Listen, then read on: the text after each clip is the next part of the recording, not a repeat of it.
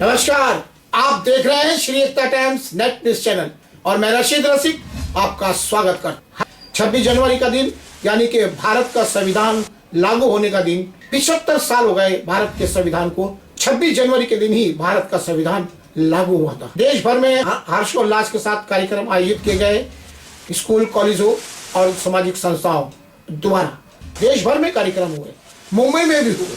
मनार पश्चिम क्षेत्र में ध्वजारोहण का कार्यक्रम किया गया। समाजवादी पार्टी के जो सचिव हैं सादिक पठान, उनके कार्यालय पर भी तिरंगा फहराया गया। जोर शोर से तैयारी की गई और लोगों को खाद्य सामग्री बांटी गई। सुबह ही सादिक पठान और जो बिहारी एकता मंच के अध्यक्ष हैं तस्लीम शेख, ये पुलिस स्टेशन में को सभी पुलिस अधिकारियों को शुभकामनाएं देने के लिए पहुंचे। उन्होंने वहां पर अधिकारियों का सत्कार किया। उसके बाद कई जगह से बुलावा सादिक पठान को आया था तिरंगा फहराने के लिए। वे वहां पर जब पहुंचे और तिरंगा फहराया और लोगों को अपनी ओर से शुभकामनाएं दी। इसी तरह उन्होंने जो उनका कार्यालय है समाजवादी पार्टी का, वहां पर तस्लीम शेख के द्वारा बड़े ही शानदार तरीके से ध्वज फहराने हेतु तैयारी की गई थी। सादिक पठान वहां पर ध्वज फहराने के लिए उपस्थित हुए। साथ में कई पुलिस अधिकारी भी आए, क्योंकि वो उनके निवेदन पर पुलिस अधिकारी भी आए और पुलिस अधिकारियों की उपस्थिति में सादिक पठान ने ध्वज फहराया और ध्वज फहराने के बाद भारत माता की जय के नारे बुलंद किए।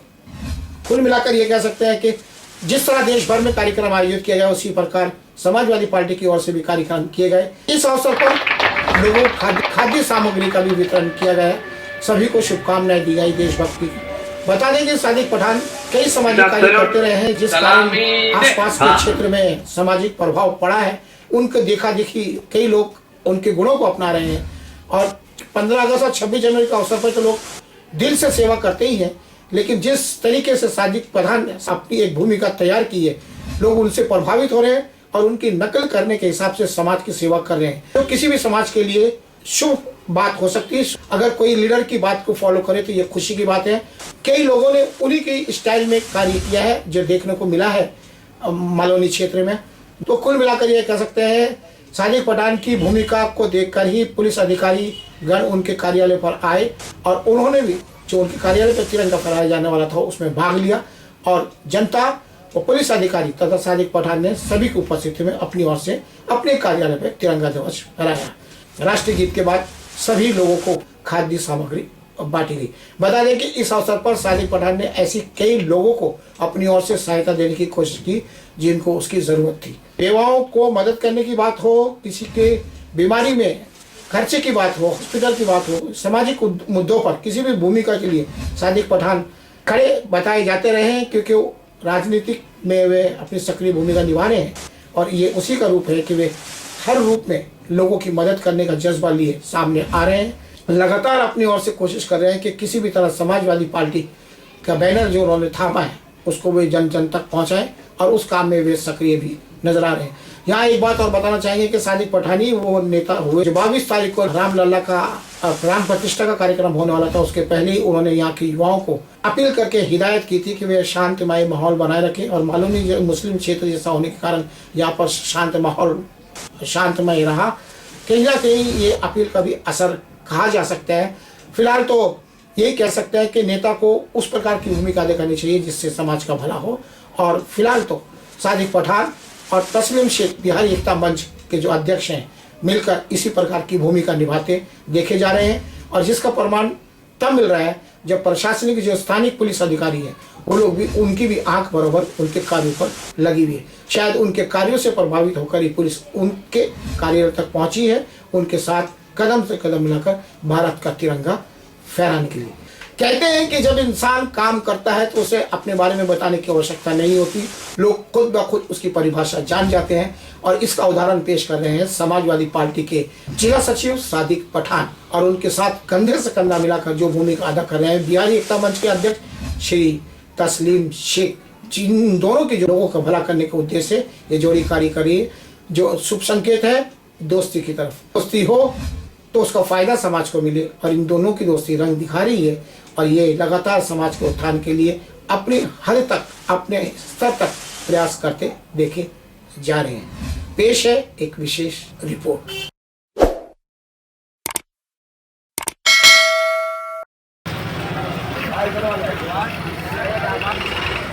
मेरे भाई भी है ना यार पूरा जय जय एक साथ सलामी दो। अनादिनायक जय हे भारत भाग्य विधाता पंजाब सिंध गुजरात मराठा कालीन उच्चल वंग विंजय उच्चल तव शुभ नामे जागे तव शुभ आशीष मागे आए तव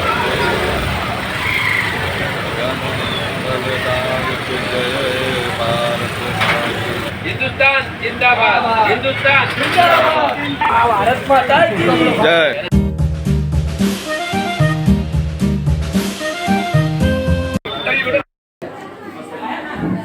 ये बच्चे लोग बाहर रहो, बच्चे लोग बाहर रुक जाओ 2 मिनट। चलिए हाथ मत यार। चलो यार कुछ नहीं होगा।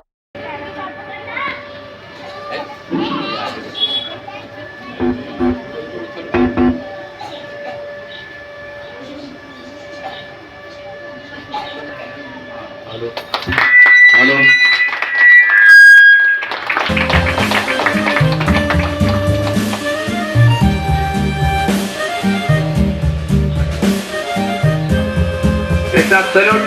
सलामी दे। जन गण मन अधिनायक जय है भारत भाग्य विधाता पंजाब सिंध गुजरात मराठा द्राविड उच्चल वंग विंध्य माल यमुना गंगा उच्चल जलति तरंगा तव शुभ नामे जागे तव शुभ आशीष मागे आए तव जय गाथा जन गण मंगलदायक जय हे